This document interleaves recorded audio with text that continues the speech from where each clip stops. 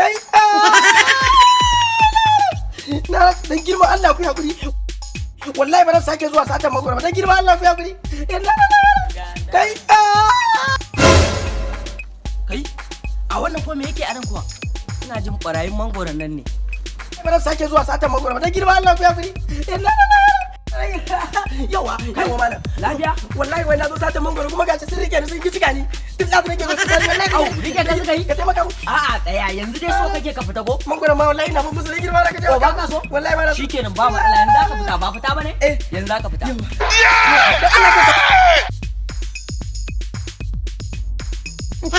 Ya mai gadi onu mai gadi kuna zaune a nan barawon mangoro ya zo nan gidan Allah barawon mangoro ya zo wai makalewa yayi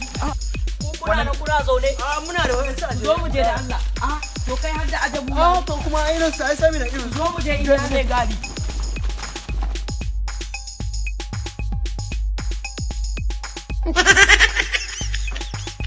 Allah ku taimaka mu yanzu ne ba za ka iya fita ba ko wallahi ba za ka iya fita ba ko wallahi ba ba ka iya ba ko dale za ka fita